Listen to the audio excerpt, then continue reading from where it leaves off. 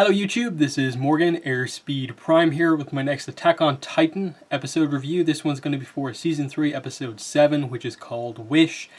Straight away, apologies for the lighting on this one. These episodes, when they first come out, it's always fairly late on Sunday, so the lighting isn't great to record them. So, yeah, I think this was one of the best episodes of Attack on Titan we've got so far. I think I've said before, kind of more doing kind of like recaps of seasons, that I feel the strength of the show is definitely in its world building, its lore, how it does like the mechanics of how things works, rather than being like particularly amazing with regards to like character arcs and stuff like that. It's gotten better, I think, as it's gone on, but I think the world building stuff is still the highlight of the show. And all of a sudden here was an episode that gave us so much hints into, I suppose, a much kind of deeper understanding of things. Like there's still more that we need to get, of course, but just what Rod Reiss was explaining to Historia in this episode, I thought was really interesting. Mentioning the founding Titan, who I assume the idea of the name is that is potentially the first Titan or something like that, and how that is the ability to, you know, make that crystal cavern, make the walls, and the ability to change the memories of basically all these people to create this situation. Plus then that mystery of, you know, Rod of course wants Historia to inject herself, become a Titan, and eat Eren to gain that power back, and she would have the full scope of that power because she's from the actual Reiss family line, so she'd be able to use the aspects of the power that Eren can't because he's not of royal blood.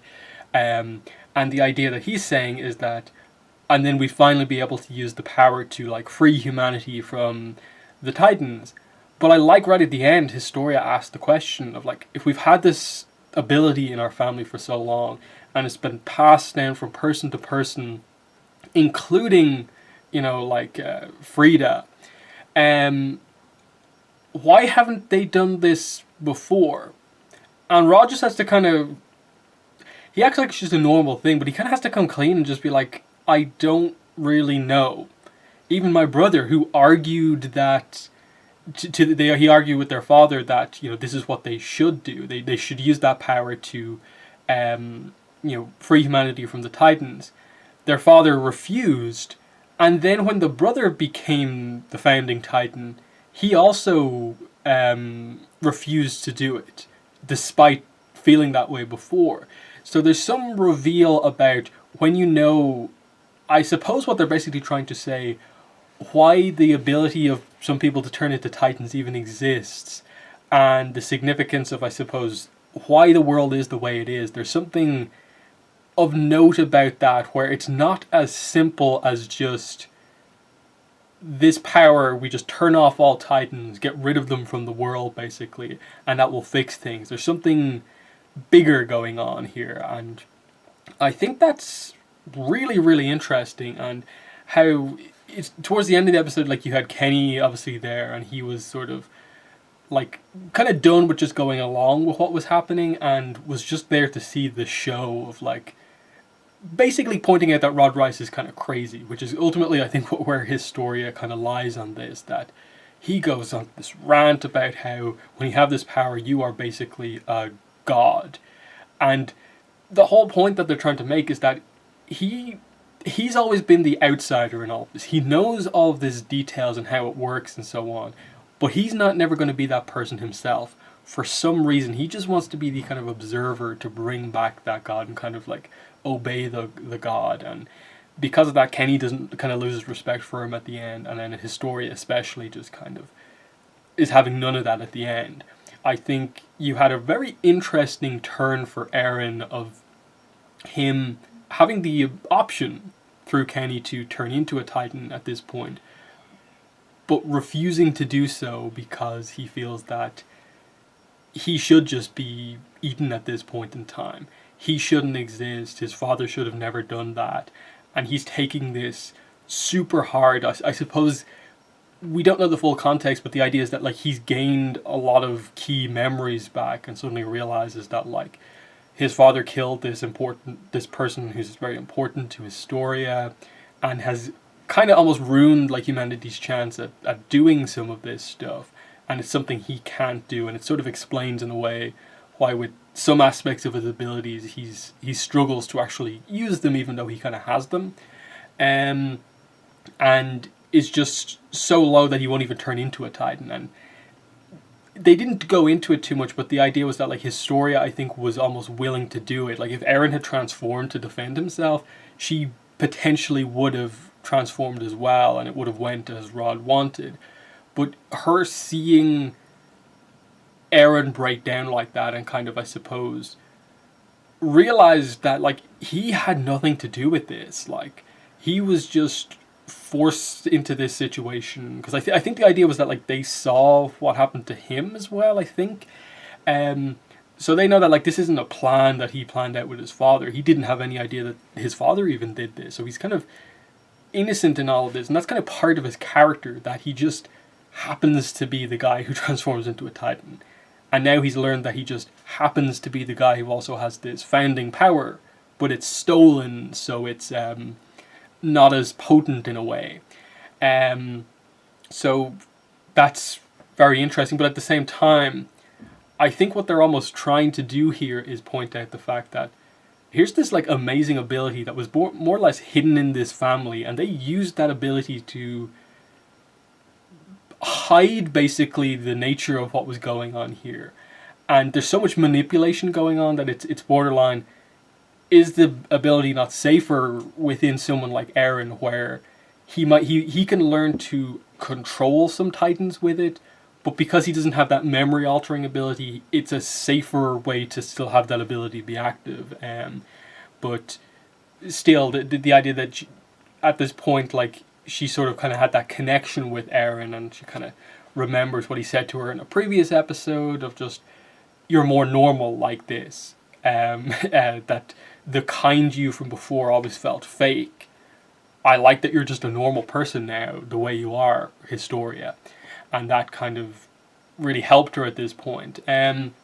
So I thought it was an amazing moment where she just kind of judo threw Rod over her shoulder, and I suppose the implication was that like she basically like broke his back, such was the impact of like the throw. And she goes to free Eren, but because the vial was smashed, Rod actually licks it and he transforms into a Titan. I suppose a quick side note on that, I think one of the in between, like the ad break cards, kind of confirmed that like the syringe is like believed to be spinal fluid, and then they Rod says something to Historia towards the end of the episode about that you don't just have to, it's like you don't have to just eat him in some way, like you have to make sure you also like ingest his spinal fluid, which is kind of like, okay, so that's how she will get his powers. I think what he was trying to say there was that like if you don't eat him like correctly and like his spinal fluid just none of it's ingested, like you won't get the power. You have to make sure you get that too. They're basically saying that, okay, so this is how the ability works, that to transform, to become a Titan, you just have to ingest the spinal fluid of someone. I suppose this is where it's like, is it the spinal fluid from a Titan shifter? Is it the spinal fluid from a Titan? Even one of the ones that like is just a normal Titan that isn't a shifter, or is it specific? That's what I'm not overly sure about, because at that point I kind of question like, where did they get it from? Where did Grisha get it from? Is it his own spinal fluid that he's injecting into Eren? Probably need some clarification on exactly how that works, about like whose spinal fluid is it. It's weird to talk about that, of course, but that's the mechanics of how it works, and it I think basically makes sense. The idea that like when you kill a Titan, it's more or less severing the place in the Titan where the person would be, and cutting deep enough to sever the person's spinal cord, which I suppose is where the power is kind of housed.